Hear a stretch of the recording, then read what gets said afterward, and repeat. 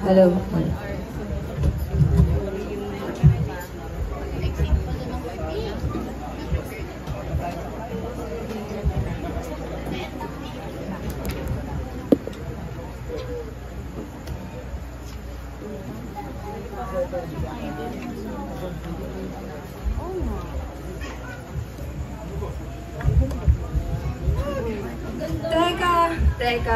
Teka.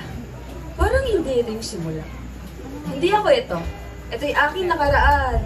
At ako'y nagbago na simulang nakilala ko si Cristo. Chloe Keisha Anino sa inyong harapan. Sigay na lamang upang hindi kayo mahirapan. Sigay dito, sigay doon, sigay kahit saan.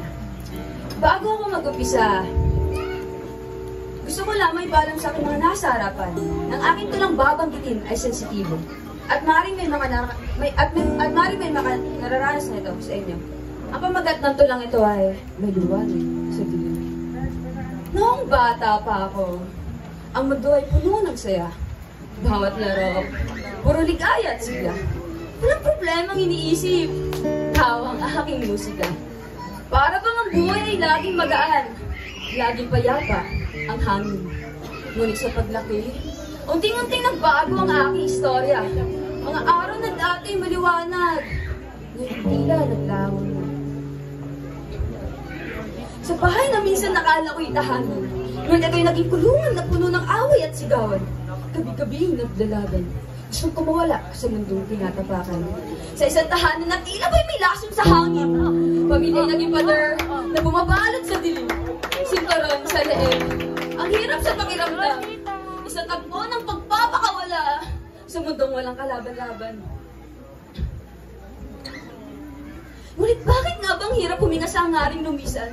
May mga gabing iniisip kong magbiktima tapos lamang ang lahat. Ngunit natatakot ako siniwang tanong sa hangin. Paano ko makita nilang aking pag-alis? Ang hirap huminga habang nag-aagaw buhay. Tila ba'y sinasabi sa iyong katawan na, teka, buhay ka ba? Natakot ako sa dilim. Ngunit ito'y naging tahanan din. Minsan, ang madilim na silid ang tanging kadlungan. Dito ako umiiyak. Dito ako nagmumuni-muni ng walang hanggan.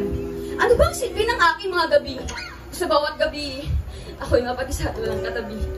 Ang patak ng dugo ay naging tinta sa aking palat na lagi nagpaalala na masugat at sakit at tila walang katapusan.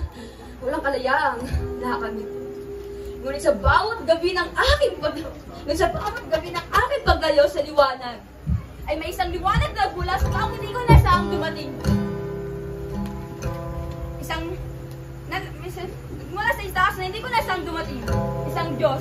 Hindi lamang basta Diyos, kundi isang bituin sa madilim kong dingding. Siya ang naging tahanan sa gitna ng unos at kadiliman.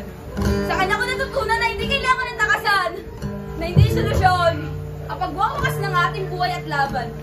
Kung nararamdaman mong nalulunod ka sa bigat ng mundo, huwag kang matakot umingin sa lolo.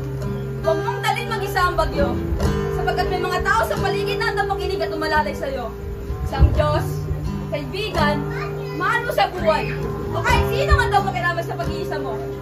Huwag mong kitilin ang iyong buhay sa pag-igat pangunda sa sarili mo.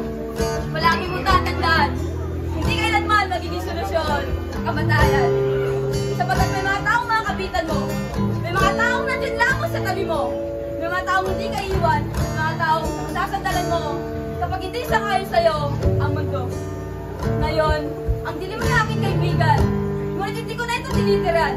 Ito'y aking tahanan, ngunit hindi na ang aking hangganan. At sa bawat gabi ng kalungkutan, may bagong umaga na rin ng pangsaya sa atin. Sa bawat luha, may bagong ngiti. Sa bawat sugat, may bagong awit na awit. Ano lamang po, gawin may napulot kayong kaalaman o aral sa akin ito lang ininika. Sapagkat ang lang ito ay aking istorya. Hindi sa lahat ng oras yung bagay kailangan natin magpatiwakal. Dahil lahat tayo kamahal-mahal. Lahat tayo may halaga. Huwag mo sayangin na yung buhay sa isang problema. Kaya mo naman sa susunod.